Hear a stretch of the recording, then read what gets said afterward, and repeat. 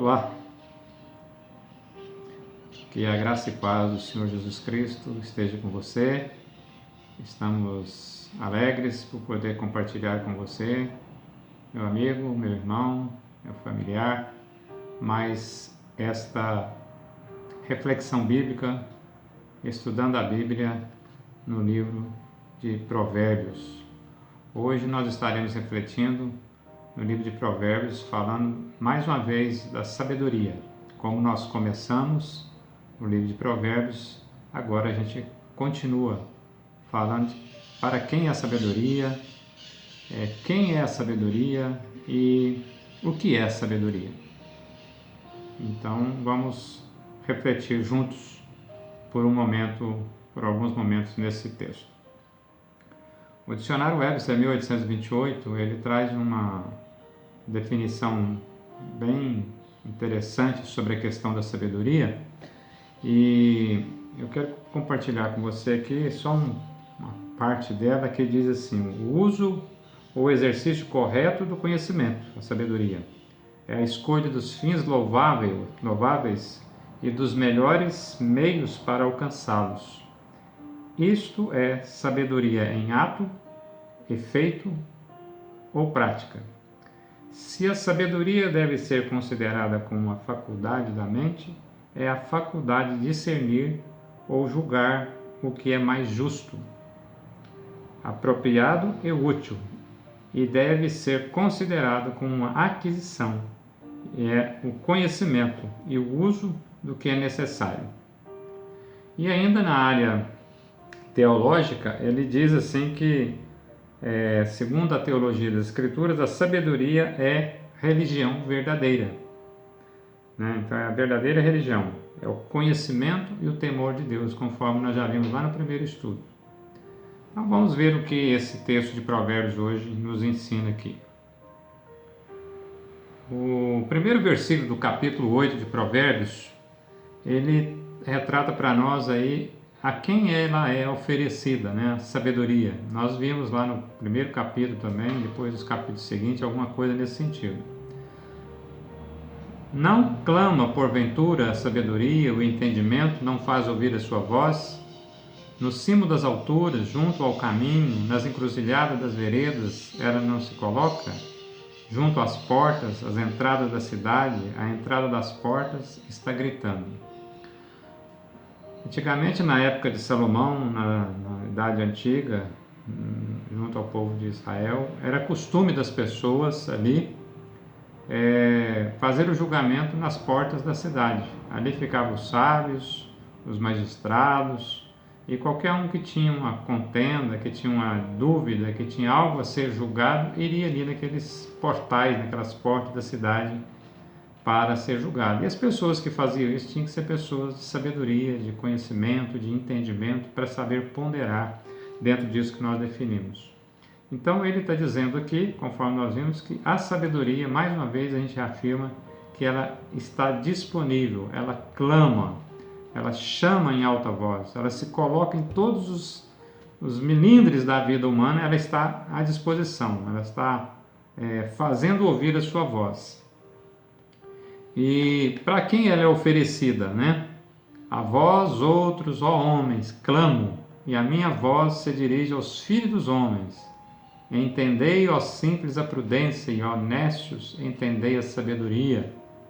Ouvi, pois, falarei coisas excelentes, os meus lábios proferirão coisas retas.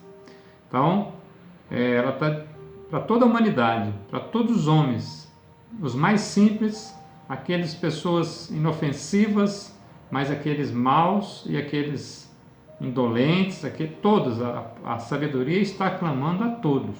Todos podem aceitá-la e voltar a ter uma vida diferenciada. Um ponto importante que vamos ver aqui também é que a sabedoria, conforme nós falamos nos nossos primeiros estudos, ela assume uma personificação, como se ela fosse uma pessoa. Por isso que ela diz: eu clamo a minha voz, ela dirige aos homens, ouça a minha voz. Então, a sabedoria é uma voz. E a personificação dessa sabedoria aqui, segundo vários teólogos e estudiosos, ela está personificada na pessoa do Senhor Jesus Cristo. Ainda que todo 100% desse texto, às vezes, ele não pode configurar nisso, mas nós podemos pensar nesse sentido. Quando pensamos nos versículos seguintes. Porque a minha boca proclamará a verdade, e os meus lábios abominam a impiedade. São justas todas as palavras da minha boca, não há nelas nenhuma coisa torta, nem perversa. Todas são retas para quem as entende, e justa para que ache conhecimento. A palavra de Deus diz que entre os homens não há justo, né? Não há nenhum sequer. Mas Jesus esteve entre nós, o Filho de Deus esteve entre nós, com a verdade plena. Né? Essa verdade que não havia injustiça nos seus lábios, não havia injustiça no seu parecer. Então Jesus é essa personificação da verdade plena, da plena divindade de Deus, conforme os evangelhos relatam. E o próprio livro de João também diz sobre esse assunto. O versículo 10 a 12 diz assim: aceitai o meu ensino, e não a prata e o conhecimento, antes que o ouro escolhido, porque é melhor a sabedoria do que joias, e tudo que se deseja nada se pode comparar com ela. Eu, a sabedoria, habito com a prudência e disponho conhecimento e de conselho. O princípio do conhecimento, o princípio da sabedoria, diz a palavra de Deus lá no capítulo 1:7, que é o temor do Senhor, é o conhecimento do Senhor. Então, se essa palavra aqui pode personificar, pode dar a ideia de que a pessoa, a idoneidade de Jesus que viria a estar entre nós, pode ser essa sabedoria que aqui é relatada. Então ele chama esse conhecimento de Deus como mais importante do que a busca natural das riquezas humanas. E hoje nós vemos, todos os tempos e hoje nos últimos tempos mais ainda, as pessoas buscam, dedicam todas as suas energias, todas as suas coisas para a busca de bens, de status, de riqueza, e esquecem de buscar a Deus, esquecem de buscar a vontade de Deus, o conhecimento de Deus. E ele está falando aqui nesse verso que ela é mais preciosa do que joias. Mais preciosa é o conhecimento do que joias. E o versículo 3 diz: o temor do Senhor consiste em aborrecer o mal, a soberba, a arrogância, o mau caminho e a boca do perverso. Quer dizer, não há na sabedoria conveniência ou convivência ou afago com a maldade e com o caminho mau, com o caminho dos arrogantes, que nós vimos em estudos anteriores no livro de Provérbios também. E o versículo 14: meu é o conselho e a verdadeira sabedoria, eu sou o entendimento, minha é a fortaleza. Por meu intermédio reinam os reis, e os príncipes decretam justiça. Será que nós estamos entendendo que na palavra de Deus nós temos conhecimento, nós temos entendimento, nós estamos buscando isso? Quantas vezes nos falta essa sabedoria para nossas coisas do dia a dia?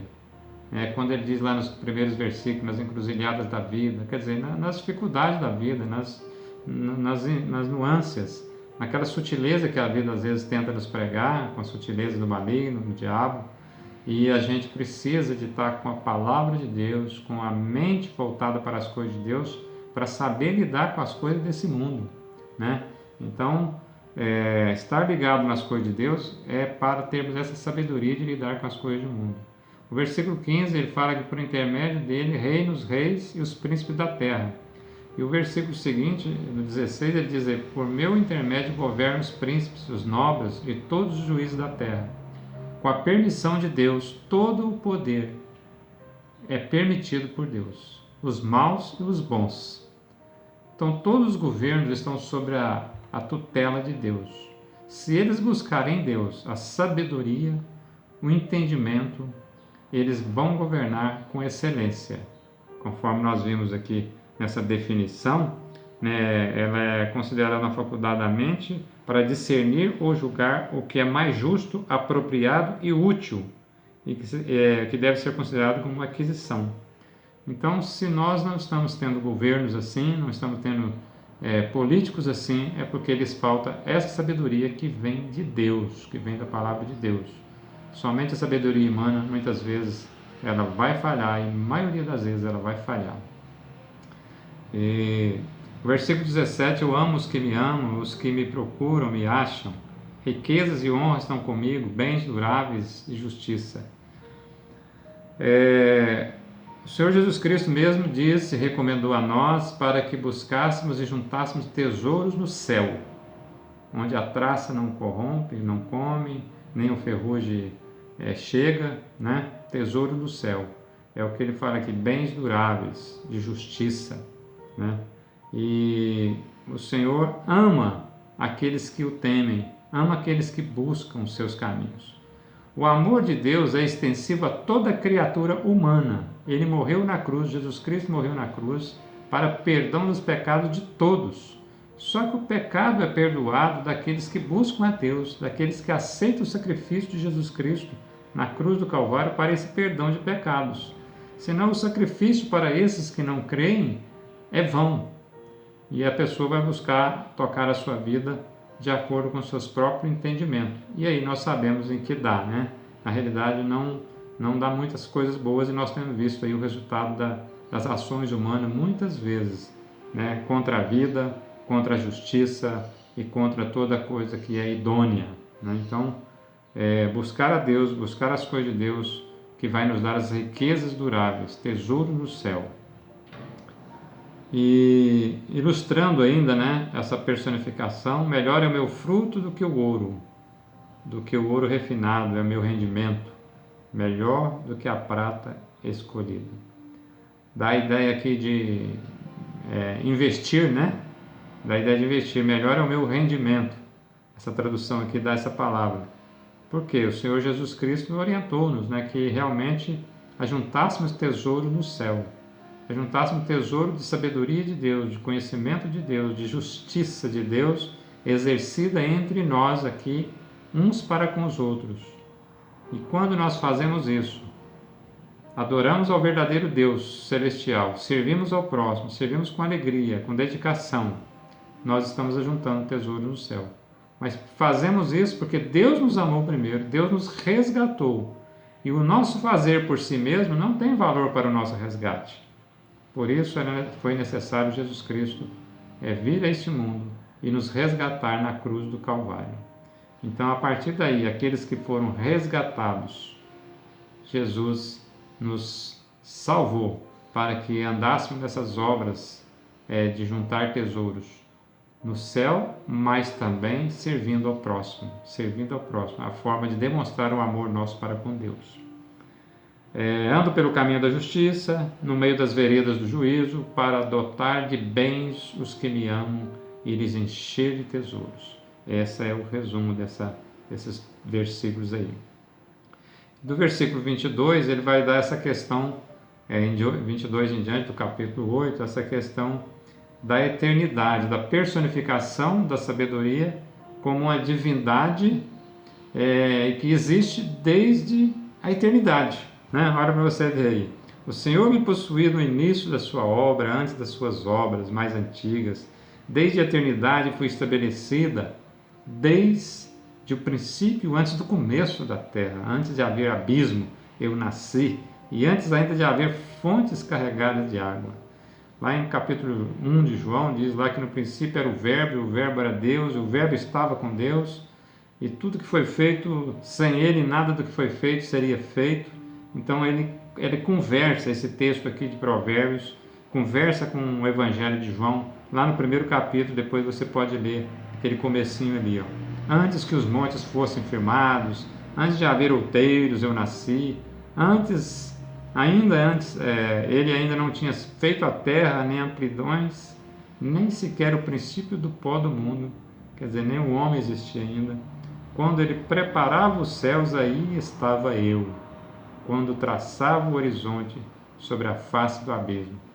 Então, nós temos que admitir que tudo isso que existe nesse mundo foi criado por essa sabedoria divina, por essa onipotência divina, por esse poder divino que tudo criou e nos criou para a honra e glória do nome de Deus. Então, nós devemos estar cientes de que essa sabedoria é que clama por nós. Essa sabedoria criativa de Deus, essa sabedoria de de manter as coisas criadas de Deus, para viver no dia a dia que Deus clama para que nós busquemos a Ele.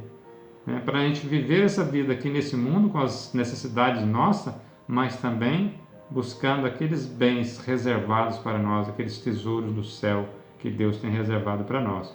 Mas vivendo eles aqui já nesse mundo, vivendo eles aqui já na terra, porque assim Deus tem prometido, para andarmos nessa sabedoria, para sabermos utilizar essas coisas, apropriada e útil, conforme nós vimos nessa definição do dicionário.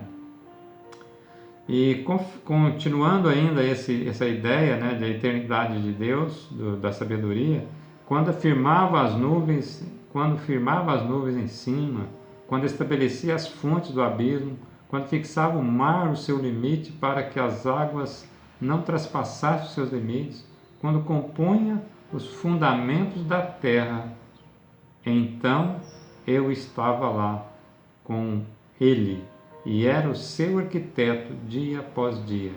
Eu era as suas delícias, folgando perante ele em todo o tempo.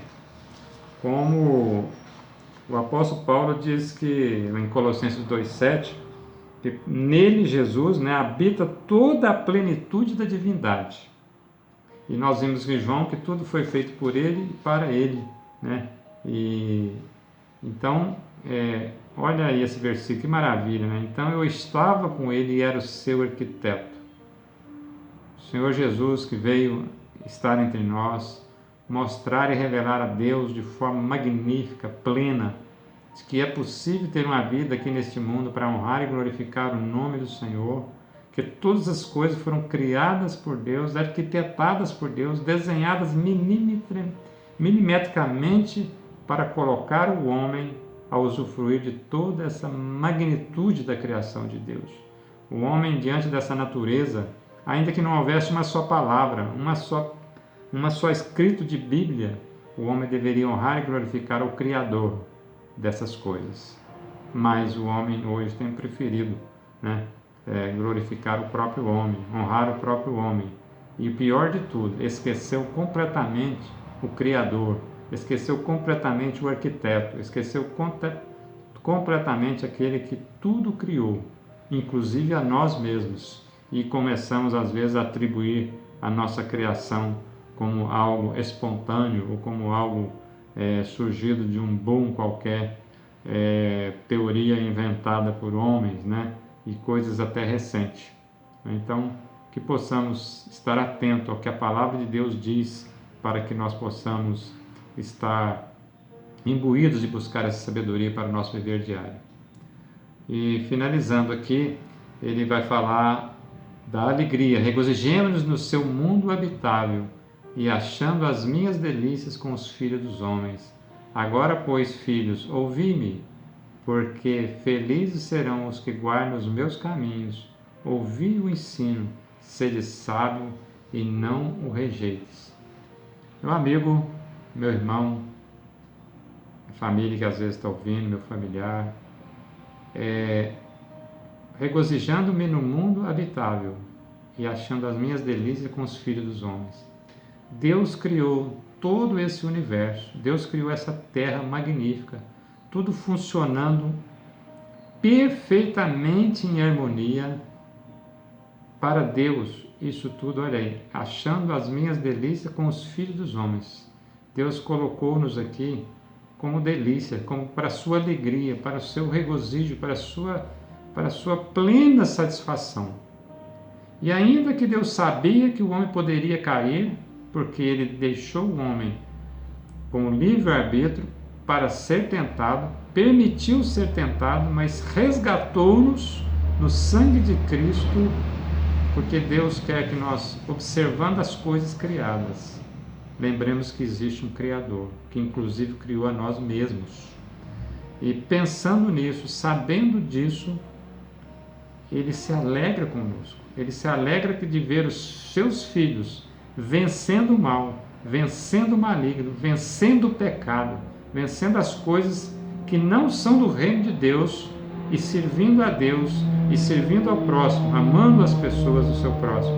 É isso que Deus quer de cada um de nós. E aí ele nos chama, né? Agora, pois, filhos, ouve-me, porque felizes serão os que guardam meus caminhos, né? Ouvi os ensinos, sede sábios e não rejeite. Então Deus está clamando, Ele está chamando, Ele está batendo, está erguendo a voz para que todo homem, toda criatura humana venha a obter essa sabedoria. E o homem às vezes está querendo obter essa sabedoria em muitas coisas, menos no autor da sabedoria, que é o próprio Deus. Então essa reflexão é para todos nós, para ver se nós estamos buscando ela adequadamente. E uma vez essa sabedoria aqui, a sabedoria aqui não é teórica. A sabedoria que vem de Deus, ela não é uma sabedoria de livros lá na estática, num papel ou no intelecto nosso, mas uma sabedoria aplicada. É uma sabedoria que se aplica, é uma sabedoria que diante das situações da vida, nós lembremos dos conselhos de Deus, que é o que fala aqui, e o aplicamos. É naquelas veredas da vida que diz lá, é nos vales da vida, é nos vales da sombra da morte. Nós lembramos que existe um Criador, que existe um pastor, que existe alguém que cuida de nós, independente do lugar e das condições que nós estamos tendo ou vivendo. Por isso que Ele nos chama a ter essa sabedoria, que independente dessas condições, Ele vai estar conosco, vai nos abraçar, vai nos alegrar nas delícias com os filhos dos homens, como Ele diz aqui.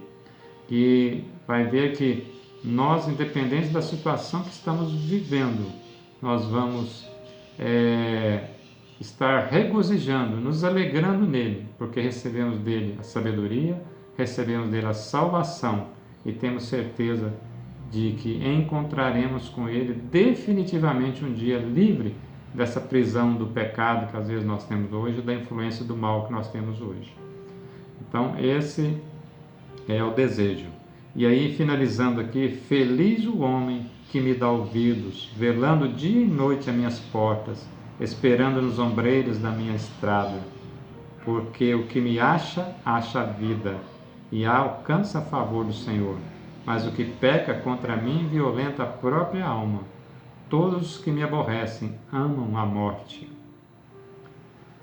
Feliz o homem que me dá ouvidos. Então, o que Deus quer? Que dia e noite nós estejamos na sua porta.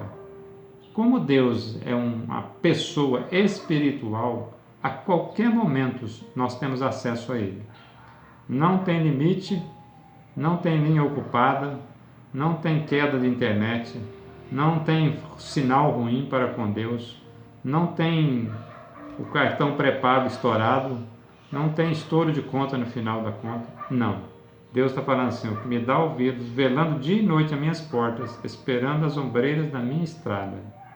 Deus quer que nós busquemos dele a sabedoria, a orientação para a nossa vida. Nós estamos nesse mundo. A orientação, a vinda vindoura, a salvação eterna, nós temos em Jesus Cristo. Se nós aceitarmos essa palavra, ela já nos é dada, ela não é garantida pela palavra de Deus. Mas Deus quer que nós busquemos ela para a nossa vida aqui nesse dia a dia, nas nossas dificuldades, nossa lida. Então diz que quem acha a vida, quem acha a sabedoria, acha a vida, porque Jesus é vida, Jesus é sabedoria, a palavra de Deus é vida, ela é sabedoria, o temor do Senhor é sabedoria. E quando nós lemos lá em João 3, 16, 17, 18, ele vai fechar esse versículo 36 aqui, o que peca contra mim violenta a própria alma, porque diz lá que convencer o mundo do pecado, da justiça e do juízo. Do pecado, porque não crê em Jesus, não crê na sabedoria divina. Então, por não crer, a pessoa está condenada segundo a palavra de Deus. E diz que aquele que nele crê não entrará em juízo, não está condenado. Mas o que não crê já está julgado. João 3, 16, 17, 18, 19. Então, você pode ler esse texto lá também. Então, aquele que peca contra Deus pecar, é o deixar de ter fé. Não ter fé já é um pecado. Não ter fé já é não escolher a vida eterna que Deus oferece, nessa sabedoria. E é lógico, a sabedoria que a pessoa às vezes obtém nesse mundo, somente a sabedoria do mundo, vai juntar tesouros no mundo. Vai juntar ouro, prata, conta bancária e tudo mais, mas esquece de buscar e obter a vida eterna, que é dada de graça. Essa não se compra com ouro, nem com dólar, nem com euro, não se compra com nada. Que de forma muito simples, muito rápida, né, a gente fazendo uma revisão rápida desse capítulo 8 de Provérbios, o amigo, o irmão, possa refletir e ler com mais calma esse Provérbios, que a sabedoria, a excelência da sabedoria ofertada a todos nós. E que o Senhor Jesus Cristo possa abençoar a sua vida, você refletindo nisso e tomando uma decisão mais séria diante de Deus, essa sabedoria possa permear a sua vida todos os dias da sua vida, todos os dias da sua longa jornada, independente do seu trabalho, da sua função, da sua escola, do lugar que você vá. Com essa sabedoria aqui, você vai estar com a proteção dessa sapiência divina, essa proteção dessa orientação divina e, com certeza, preservando a própria vida pelo tempo que Deus assim desejar. Que Deus abençoe, Deus conduza a sua jornada, e nas dificuldades da vida, lembre-se da palavra de Deus. Na facilidade, lembre de agradecer, de buscar e de estar em comunhão com Ele, velando as portas do Senhor dia e noite, buscando nas estradas do Senhor a sua estrada. Que Deus assim abençoe com a sua graça e com a sua paz. Amém, amém, amém. E até o nosso próximo estudo, se Deus assim nos permitir.